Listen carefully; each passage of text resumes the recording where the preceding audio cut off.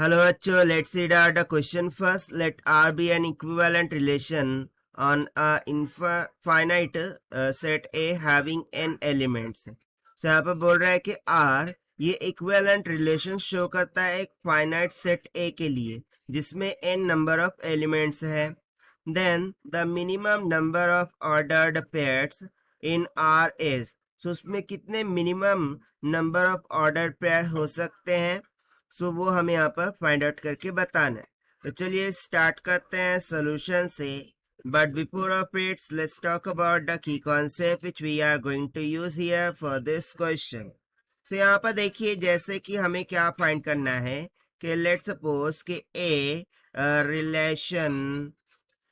Relation with respect to R हमें find करना है ना, राइट.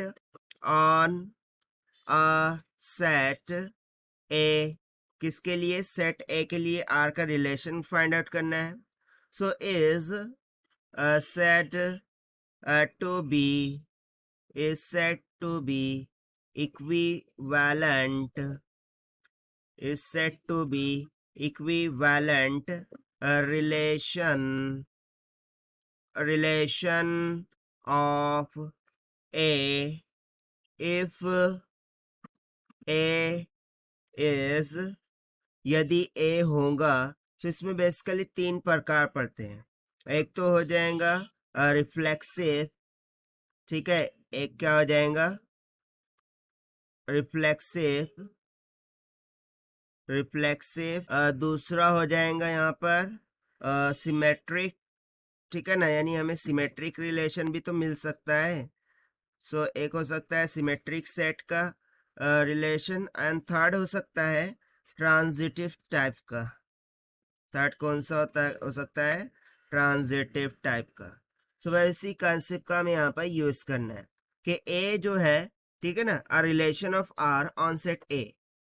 ठीक है, जो भी रिलेशन ऑफ आर है इक्विवेलेंट का, वो सेट ए के रिस्पेक्ट में जो भी रिलेशन हमें फाइंड करना है उसके लिए हमें ये तीन प्रकार देखने पड़ेंगे कि ये प्रकार में से कौन सा वैलिड होता है, ठीक है ना.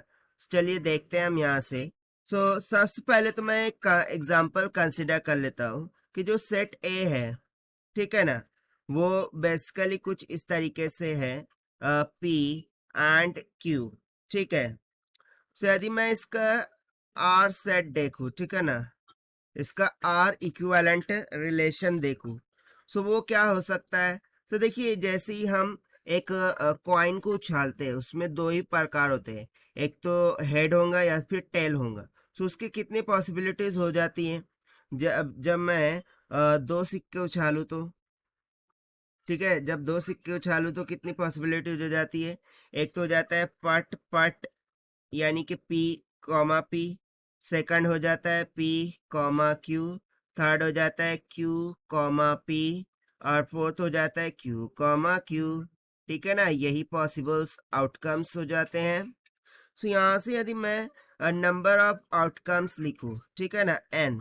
सो n will be equals to कितना आ जाएगा 4 के इक्वल आ जाएगा. So therefore I can say that कि this is nothing but reflexive. ये क्या है, बेसिकली एक रिफ्लेक्सिव इक्विवेलेंट रिलेशन है फॉर दिस सेट ए जिसमें n नंबर ऑफ एलिमेंट्स हैं. तो इसके अकॉर्डिंग यदि मैं जो लार्जेस्ट इक्विवेलेंट रिलेशन है उसे फाइंड आउट करूं, ठीक है ना, तो यदि हम बोले कि भाई लार्जेस्ट इक्विवेलेंट रिलेशन जो कि basically minimum number of order pairs of R होंगी, सो वो सिंपली कितनी हो जाएंगे. सो यहाँ पर हम बोल देंगे कि minimum number of order pairs